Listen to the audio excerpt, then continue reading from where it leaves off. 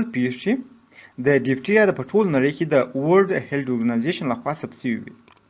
د ډیفټیریا پیښې ځکه لږ شوي دي ځکه د دې باکتریا په مقابل کې ماشومان ته د ډیفټیریا واکسین ورکول کیږي. خو بیا هم هغه ماشومان چې واکسین ته لاسرسی نه لري د ډیفټیریا ناروغي د هغوی ژوند لپاره خطر دی.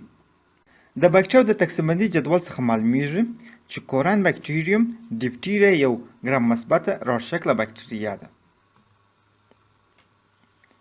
د دې باکتریا ګرام مثبت راډونه چوبک ماننده شکل لري او یو نهایت د دې باکتریا د پړسېدلې وي او د سلایډ د رنګولو په وخت کې دا ساحه ډېر رنګ اخلي. په دغه ساحه کې زیات مقدار ګرانولز واقع دي نو ځکه دغه ساحه پړسېدلې معلومیږي. همدارنګه دا باکتریا کېدای شي چې په موازي شکل سره واقع شوي او یا هم یو د بل سره زاویې جوړې کړي چې په دا وخت کې د VLZ غوندې انګلیسي حروف په ډول باندې دوی سره واقع کیږي. نور خواص د دې باکتریا دا چې دا باکتریا ایروبیک خاصیت لري، همدارنګه سپور، کپسول او حرکت نه لري. کوران باکتریوم ډیفټیریا د ډیفټیریا په نامه باندې یو ډېر قوي اکزوټوکسین تولیدوي چې د دې ټوکسین 1 مایکروګرام پر کیلوګرام د بدن باندې هم کولی شي چې مرګ رامنځته کړي. خپل کوران باکتریوم ډیفټیریا باکتریا خطرناک نه ده بلکې د دې باکتریا دغه اکزوټوکسین ډېر خطرناک دی. د ډیفټیریا ټوکسین یو ای بی ټوکسین دی، یعنی دا ټوکسین دوی برخې لري، یو ای برخه او بل هم بی برخه. ای برخه یې فعال یا اکټیو برخه ده د ټوکسین چې انزیماتیک خاصیت لري او د بدن په حجرات کې د پروټین جوړېدل یا پروټین سانتیز څخه مخه نیسي. بل بی برخه چې وصل کوونکې یا بایډینګ برخه ده د ټوکسین چې د دې برخې وظیفه دا ده چې صرف ای برخه یا فعال برخه دې د انساني حجراتو د سایتوپلازم پورې ورسیږي. که د دې ټوکسین جوړښت وګورو نو تقریبا دغسې جوړښت لري چې د ای برخه یې یو ډومین لري چې ورته سی یا کټالایټیک ډومین وایي او د پروټین سانتیز څخه مخه نیسي. دغه برخه 1500 مالیکولي وزن لري. پاته د بی برخه چې نه دی 1000 مالیکولي وزن لري، دغه برخه دوه ډومین لري د ټي او آر ده او د ای یونیټ او بی یونیټ د ډایسلفاید اړیکې په واسطه باندې سره وصل شوي دي. خپل کوران باکتریوم ډیفټیریا باکتریا دغه ټوکسین نشي جوړوي ځکه چې دا باکتریا د دې ټوکسین د جوړولو لپاره معلومات یا جین نه لري. دا باکتریا هغه وخت دغه ټوکسین جوړوي چې کله دا باکتریا د باکتریوفیج وایرس په واسطه باندې منتنه شي چې دغه وایرس بیا باکتریا ته د ډیفټیریا ټوکسین د جوړولو معلومات ورکړي او د دې څخه وروسته بیا باکتریا کولی شي چې د ډیفټیریا ټوکسین تولید کړي. خو د ټوکسین د تولیدولو لپاره دا باکتریا اوسپنې ته هم ضرورت لري، یعنی هغه محیط کې چې اوسپنه لږ وي هلته هم دا باکتریا د ډیفټیریا ټوکسین نشي جوړولی. دا باکتریا یوازې په انسانانو کې موجوده ده او د انسان په ستوني او جلد باندې دا باکتریا ژوند کولی شي، نو ځکه انتقال یې هم د هوایي څاڅکو او مستقیم جلدي تماس په واسطه باندې صورت نیول کیږي د ناروغ شخص څخه و روغ شخص او په همدغه دوو ساحو کې یعنی په جلدي او علوي تنفسي لارو کې دغه باکتریا ناروغي منځته راوړي. نو کله چې دغه باکتریا و علوي تنفسي لارو ته راسي نو لومړی د مخاطي غشا په حجرات کې دغه باکتریا ځان ځای پر ځای کوي او د دې څخه وروسته دا باکتریا خپل اکزوټوکسین تولیدوي چې دغه ټوکسین د ماتې غشا په حجرات کې د ټوکسین جوړېدل درېږي او د پروټین د نه جوړېدو په صورت کې دغه حجرات د سولیدیکو په جریان کې مړه کېږي. په داسې ډول دا باکتریا پروټین سانتیز څخه مخه نیسي.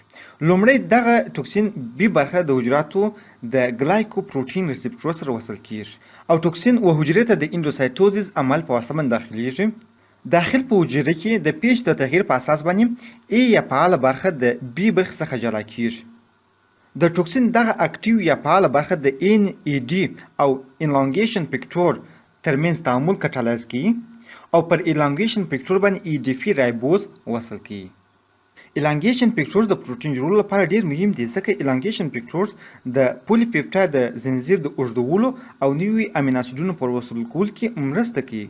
خو کله چې د دې ټوکسین تر تاثیر لاندې پر الانګیشن فیکټور 2 باندې ای ډي فی رایبوز وصل شي نو الانګیشن فیکټور غیر فعال کیږي. کله چې الانګیشن فیکټورز 2 غیر فعال شي نو پروټین سنتیزیس توقف کوي او د پروټین د نه جوړولو په صورت کې دغه حجرات د 100 دقیقو په جریان کې خپل ژوند د لاس ورکوي او مړه کیږي. د پورته میکانیزم پر اساس د ستوني مخاطي غشا کې د حجراتو مړه کېدل یوه پرده د ستوني پر دیوال باندې جوړي چې د ستوني په فزیکي معاینه کې په دې ډول سره لیدل کیږي. ډاکټر د فزیکي معاینې په وخت کې نه باید په دغه غشا باندې فشار راوړي ځکه د خونریزي سبب کیږي او کیدای شي چې توکسین دې د دغه ځای څخه د وینې جریان ته داخل شي. نو کله چې کوران بکټریوم ډیفټیریا بکټریا یو ځل ستونی مصاب کړي نو د دغه ځای څخه د دې بکټریا توکسین د وینې جریان ته داخلیږي او د بدن مهم غړي د دې توکسین تر حملې لاندې راځي لکه اعصاب، زړه او وینه. او کولی شي چې په دغه ساحه کې دغه بکټریا نیکروزیس منځته راوړي چې په ډیفټیریا ناروغانو کې مرګ هم د زړه او د وینې د نیکروزیس له کبله رامنځته کیږي. په کوران بکټریوم ډیفټیریا باندې مبتلا کس به لاندې کلینیکي اعراض ولري. لومړی که بکټریا یوازې په ستوني کې وي نو په شروع کې مریض ته ځینې غیر وصفي علایم لکه تبه او د ستوني درد پیدا کیږي او وروسته مریض په ستوني کې یو پنډه خړه او سپینه پرده پیدا کیږي چې سیوډو ممبران ورته وایي او دا د ډیفټیریا په تشخیص کې یو ښه علامه ده. دغه پرده کیدای شي چې هوایي لاره بنده کړي او په مریض کې د خفه کېدو یا ساه سبب وګرځي. د دې ترڅنګ ډیفټیریا مریضان کې د غاړې لمفاوي ګدات کې غټوال یا پړسوب هم کیدای شي چې ولیدل شي.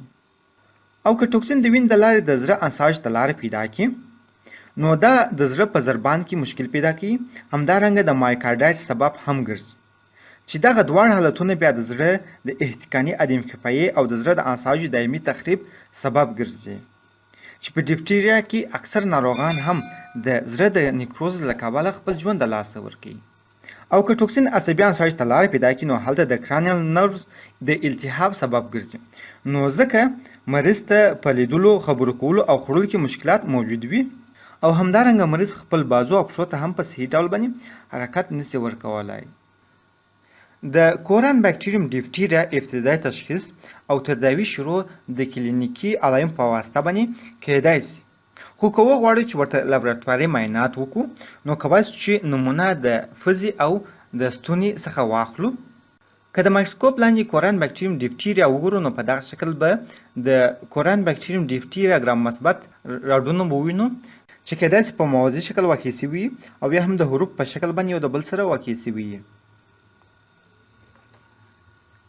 کوران بکټریوم ډیفټیریا بکټریا په لوپلر میډیا او ټولریټ بلډ میډیا کې کشف کولای شو. ټولریټ بلډ میډیا د کوران بکټریوم ډیفټیریا لپاره یو انتخابي وسط دی ځکه دغه وسط د پوټاشیم ټولریټ په درلودلو سره د نورو ګرام مثبتو بکټریاوو نمو څخه مخه نیسي، صرف کوران بکټریوم ډیفټیریا ته اجازه ورکړي ترڅو تکثر او نمو وکړي. د پوټاشیم ټولریټ په ارجاع کولو سره کوران بکټریوم ډیفټیریا دغسې تورې کالونیانې منځته راوړي. د کوران بکټریوم ډیفټیریا د تداوی په وخت کې لومړی مریض ته د ډیفټیریا انټي د لازر څخه د 100,000 یونټې پورې ورکول کېږي ترڅو هغه د ډیفټیریا توکسین چې د وینې په جریان کې موجود دی او تراوسه د حجراتو سره نه دی وصل شوی هغه خنثی کړي. د دې سره په څنګ کې د پنسلین او ایریترومایسین انټي بیوټیک څخه هم استفاده کېږي ترڅو د بکټریا د نمو څخه مخه ونیول شي. د کوران بکټریوم ډیفټیریا د مخنیوي لپاره واکسین موجود دی.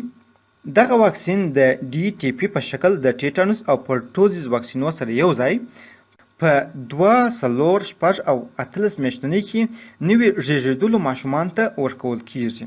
د دې څخه وروسته په هرو 10 کالو کې باید د دې واکسین یو بوسټر ډوز واخیستل شي ترڅو